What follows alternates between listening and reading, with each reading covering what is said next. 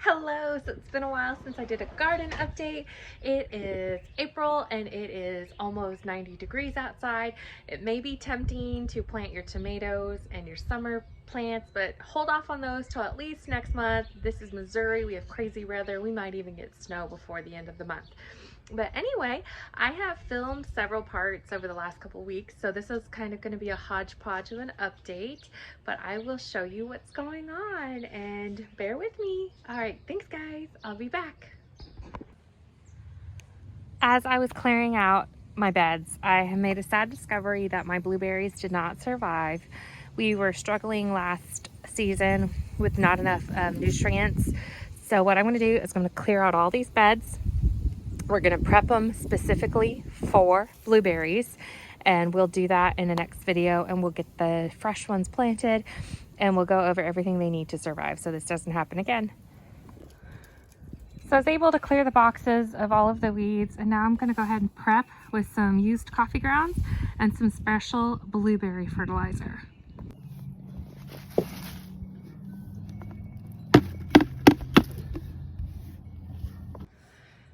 So this is where my blueberries are going to go, and here is the special blueberry fertilizer that I purchased specifically from them since we had such trouble with the acidity in the soil last season. It's basically 2 tablespoons for every gallon of water. So we're going to go ahead and put 4 in our 2-gallon jug, and we're going to get these guys out. We'll get them planted, soaked, and covered up. Okay, so our jug of water is prepped with our blueberry fertilizer. I have mixed the coffee grounds and the filters, which will disintegrate into the soil. I've got my blueberries ready. Normally, you can soak these for a little bit under 2 hours to get the roots nice and moist. I'm just gonna go ahead, take them off, shake them off, put them in. They're gonna go in 8 to 10 inches deep, and then get a nice long soaked watering. And there we have it, blueberry 1 and 2. They are brand new this season. They are fed and they should be good to go. We'll see how they turn out by the end of the season. So next on my to-do list is get my 2 grapes planted. I have one there and one there from last season, so hopefully we'll end up with some grapes this year. So I'm super proud of these. They are filled with horse manure from an equestrian branch that we go to.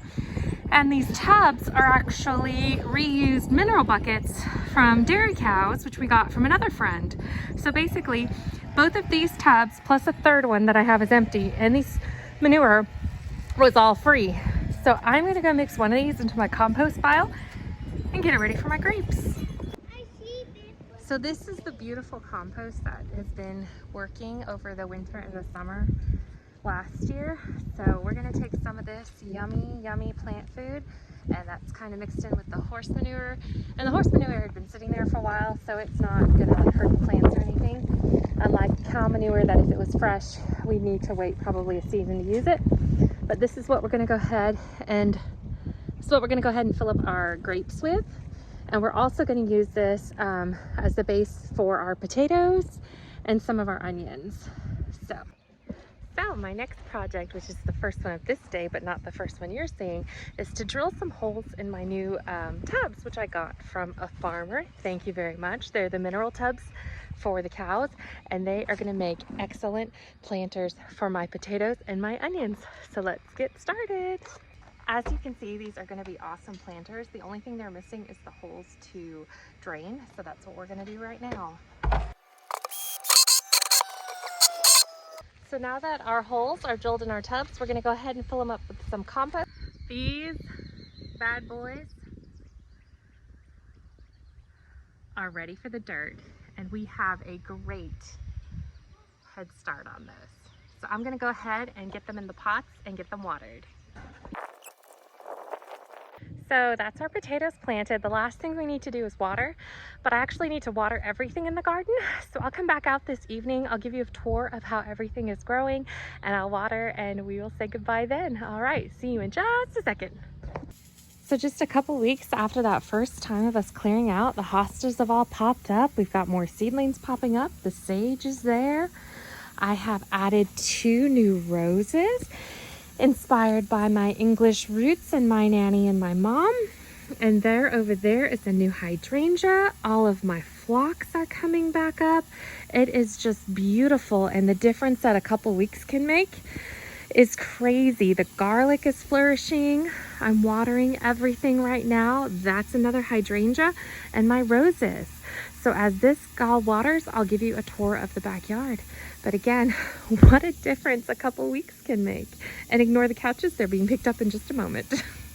And here we go. What a difference. And I could not have done this without my husband. He worked his tail off, clearing all of this out for me. We have healthy onions. We have healthy garlic. We have plants coming up in here. Normally there's a cucamelons. I'm actually not sure what those are, but we have our 2 healthy new blueberries, which have been fed special blueberry food, and we already have new growth on them. We have 2 beautiful peach trees, which are gifts from my father-in-law. We have our flowering dogwood that Ben planted. We have amazing growth on our apple tree. This is the Black Oxford. Let's pray we actually get apples this year. Our Missouri native garden is overgrown, but there are baby bunnies in there, so we're just going to leave that alone. And that is the point of a Missouri native garden. All of those plants have created a home for beautiful animals, as long as they stay away from my vegetables. Here's a future home of tomatoes and peppers. Here's our other tree. Some of the blossoms have already come and go, and we have the start of baby apples already. I have been keeping them watered, praying that I do everything I can to get apples this year. This bed is a mess. It's my last one to clear up. It's not going to need to be ready until my tomatoes are, and my beans are going to go in here as well. So that's the next big project. Here are our potatoes. 1, 2, 3. Giant asparagus already, my strawberries, and then the elephant garlic back there. They're all flourishing. We have either a blackberry or raspberry there, and a blackberry or raspberry there, 1 of each. And then as we come down here, our grape from last year is flourishing, and we have added 2 more grapes.